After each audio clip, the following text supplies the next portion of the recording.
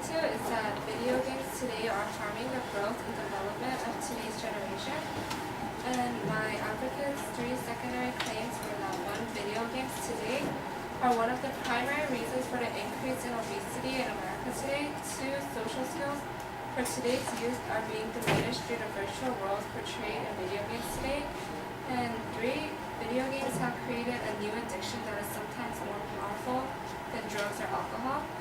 And my response to his first secondary claim was that the increase in child obesity is not only due to video games, but the lack of outdoor physical activity or a child's diet can play a really large effect.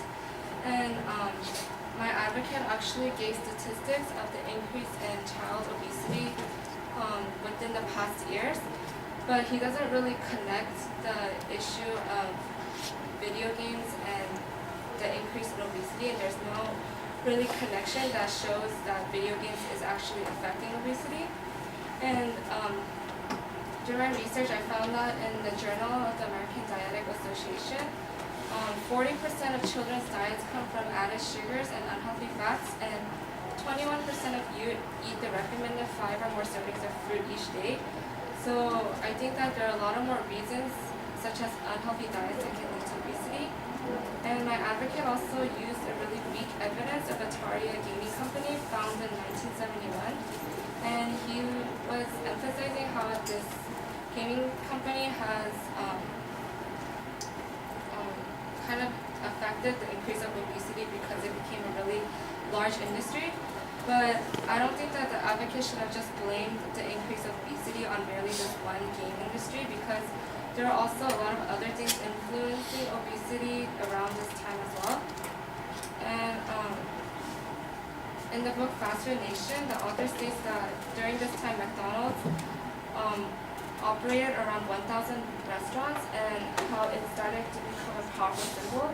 And during this time also there was a lot of rise in popularity of fast food restaurants, which shows that Atari, the gaming company, is not the only reason for child obesity. And my advocate also had no evidence to back up his point on the influence of marketing that video gaming companies use. And he said that, he simply stated that marketing made it difficult for people to partake in physical activity over playing video games, because marketing and the advertisements would influence people to want to play video games more. But I found that, according to Prevention Institute, that ad spending for video games is projected to reach $1 billion by 2014, but the fast food industry spends more than $5 million every day marketing to unhealthy foods to children. So this shows that although there are a lot of marketing in video games, it's not really the greatest issue and influence in marketing, which is fast foods. And in response to a secondary claim, my opponent emphasized that the amount of time children playing video games are very high, which leads to obesity, but I actually found that a lot of children spend more time on the internet and other social media outlets rather than video games. And according to Daniel Fogarty, he said that children are abandoning gaming consoles, and their use has dropped 32% since the last survey in 2011. And my opponent also claimed that social skills for youth are being diminished, but there's no really evidence of children losing their social skills because of playing video games. He just rarely gave statistics of how long they play video games, but he never gave evidence of them losing social skills. So I think that he committed a false cost fallacy as he provides statistics of children spending an average of 13.2 hours a week playing video games, and assumes that that's the cause of their diminished social skills.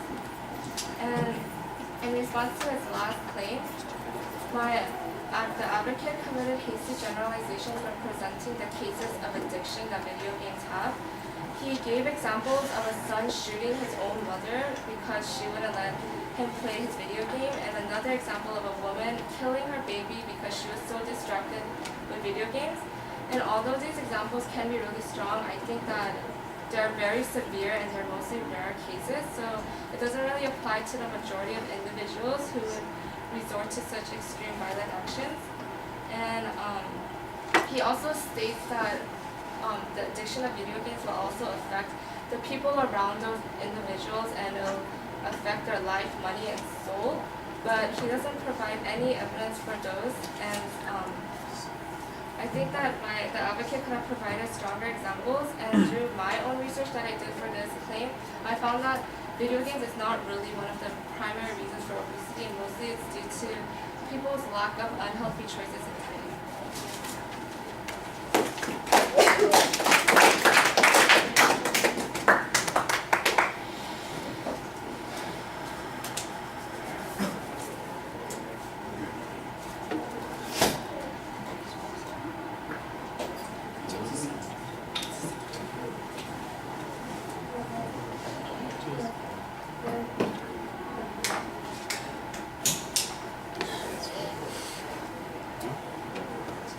All right, structurally everything's easy to see. When you get to the first point, your signpost is clear. You're basically making counterclaims on most of these points, and the first point is all counter causality on fast food as an alternative explanation for these problems. I thought that you did a good job on that. You presented good evidence that suggested that there had been a substantial increase in people's consumption of certain, like the sugars, the amount of their diet that consists of the sugars. I thought that that was nicely indicated there.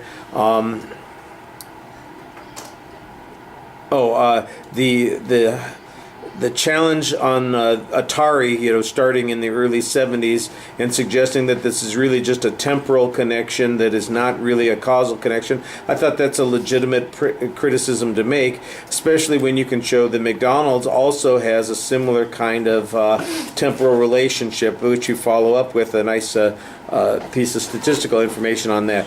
I thought it was a little bit unclear to me. They're spending $1 billion in advertising a year for the games, but $5 million a day for fast foods. So I'm trying to do math in my head, and I shouldn't be doing that. You should give me the explanation. What's the comparison? How am I supposed to compare those? What's the annual spending on fast food advertising? That should be a little bit clearer. The second point.